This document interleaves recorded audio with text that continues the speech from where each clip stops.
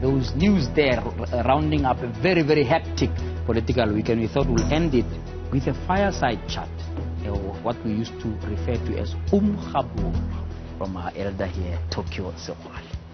Sexwale, thank you so much for honoring us with your presence. Thank you for inviting me, JJ. As we've been talking over the last couple of weeks, I was wondering at what point you'll agree to come and talk to me, you know.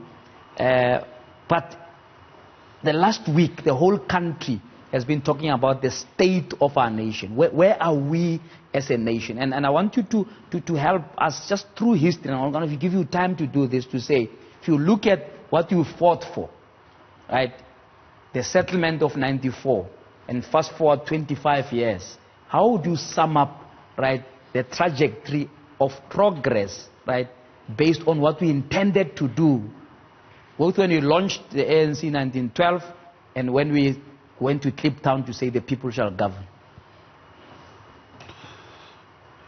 Do you want the true state of the nation or a diplomatic one? No. Diplomacy, no, it doesn't. It has been banned on this show. I thought you know. Give it to me raw and straight. JJ, but thanks for inviting.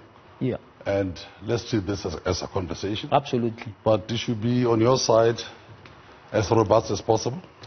Sure. So make it a free for all. With these eyes of yours that like penetrating us in the country. You mean they don't see? Yes. Yeah. We need this penetration. Yeah. The sharp eyes into our living rooms, into our bedrooms, into our homes, and so on. To ask questions. Because that's all you can do. Absolutely. To provoke thinking, discussions, to try to find solutions, way forward for our own. It's our country after all, we must speak about. We've got no other home. There's no other. The state of the nation is not the preserve of an individual. What you see in Parliament as SONA is the privilege which the President gets after applying to Parliament, that I would like to come and tell you what my view is, because he accounts to Parliament. He's elected in Parliament, but then soon thereafter he resigns. And after resigning, he goes to Pretoria, Union Buildings. That's where he belongs. And comes back to ask for space and time to brief the nation about his government, which some of the people he chose from Parliament, about how he's going to spend the budget, which is a key instrument of governance. He accounts, and then he gives his view about the state of the nation. But it's a very limited view, because it's about governance and about the budget. The nation is much bigger than Parliament. And of course the President tries to touch that. But essentially it's about this budget. It's about raising funds, and it's about spending funds, which he has raised in two ways. One, from the people, like you and I, taxes. And the second and only other way is borrowings. So he tells us what he's going to do in terms of health, education, housing, police, all those type of things. But he's the president who comes from the ANC, an organization that was formed in 1912 for what? So that we can have national self-determination. People should have the right to determine their future. Long story cut short, we wrote a document in 1955. By all South Africans who were present deep down, this is the vision for the future. Okay, this country must belong to all who live in it. We want to call it home, without any distinguishment of color. That's what we said. And then we set out programs of how, or what those things are. People should govern. That's not a small statement. The people should govern, not individuals. Because we have a situation where politicians, from the president down, whichever the president is, to the local people, elected, and they think suddenly they are no longer servants of people. They are bosses. That is where the problem starts. Okay, when you say the people shall govern, it should really indeed be the voice of the people governing through you. But something changes, and that's where things begin to go wrong. Shall share in the country's wealth. You got to find modalities. You had Friedman, the professor, in school here, and people are talking. I'm sure I couldn't hear what they were saying because we're in the car. The country's wealth must be shared. Nowhere in the world, JJ, will you ever find the majority of the people being excluded from the center stage of their own economy. If you violate that... Even after they have taken over political power. This is it.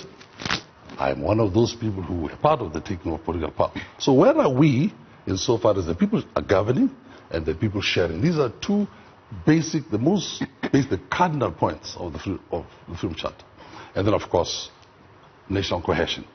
We've got to bring the people together to create one undivided South Africa, a national state, a democratic state, a non-sexist state, united state, and a prosperous one. There are some of the things in the Freedom Charter, blah, blah, blah, but most critically, to address the crime number one. Okay? When white people came here, our own people today, but they didn't come as friends. Today we're a family. And let's not forget that. When they came here, the first thing they took was our birthright. Every nation, every people have got a right of their birth. That is your land. Your land. The first means of capital, before you talk about finance, assets and so on. The first asset is this one. And that's where the bone of contention is today. So when you're saying sharing on the basis of this land... Why is it that when the central pillar of why we existed as a liberation movement was land, and you are describing it so well as a birthright, you're locating it so well as something that was taken away. And earlier on in the day I was talking about cultural activism, and I say the first decimation of culture was the land to be taken away. I asked the question, when they took all of us and put us in 13% of the land, when we used to own 100, what happens to the graves of our ancestors in this part? So the question is that I want you to focus on pointedly. Why, in your view then, did we not insist in 94 that this is a deal breaker, this is a land right, it's got to be sorted out, not later on as an afterthought, but as a central resolution of CODESA?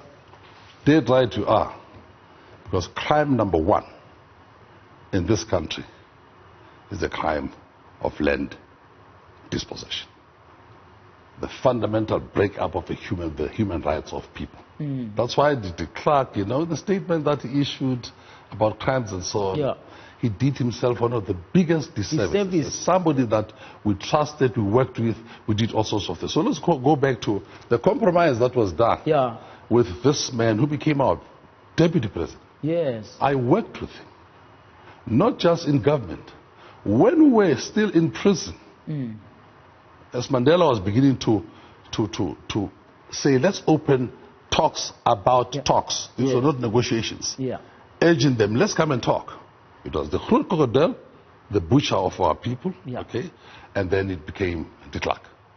Read his book. I'm part of the people that he called to come and discuss what he was discussing with de Klerk. So that's when we met de Klerk for the first time, face to face, shortly after he had become the leader of the National Party, and then, of course, he took over as president. We discussed him on Robben Island, in prison, 10 of us, called by Mandela to be briefed about what he was discussing with Mr. de Klerk, how to unravel the whole apartheid thing and to start a new dispensation. We trusted him at that time because we were addressing a crime that he pretends today he didn't know. He didn't know. You see, Comrade Thabo Mbeki was very diplomatic. Yeah, it was very nice. Very, very nice. If not sarcastic. Fine. I'll send you the convention. I saw, it's not Thabo's job to send this man the convention of what the world said. Resolution 556 of the United Nations General Assembly, of Security Council, which is law now, makes it very, very clear. A crime happened here. De Klerk talks about wrong. It's wrong, and he sounds, very strong. I condemn this. But he calls it a wrong. It's also wrong to do certain things. This was not just a wrong. It is a crime. But in any case, we discussed how to partner with this person in negotiations so that we can resolve South Africa's, at that time, intricate national problem.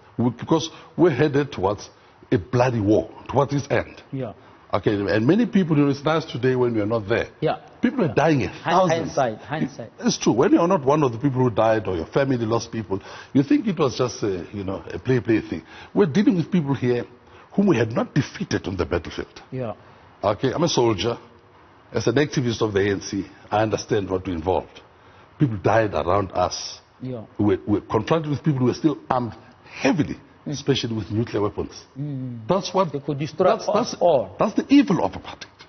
They had gone as far as splitting the atom to threaten this continent and to bring us all in blood. We urge them to say, look at the future. Look at your children. Look at your people. Look at this guy. And if indeed you want to be great patriots together, let's do what we did. Now, the compromise at Kodesa. Yeah. We had been very, very clear. At Kodesa, people like, Mandela sold out. It's very easy to play. Of course, that's the majority of people. It's people who feel like that. But let me correct their view. Okay, just pack it there. We're going to pay the bills quickly while you take your breath and drink some water. After the break, I want you to continue that story. At the heart of it is, how did this become a center of compromise when indeed it was the cardinal crime? Or are you saying to me that at that point there was a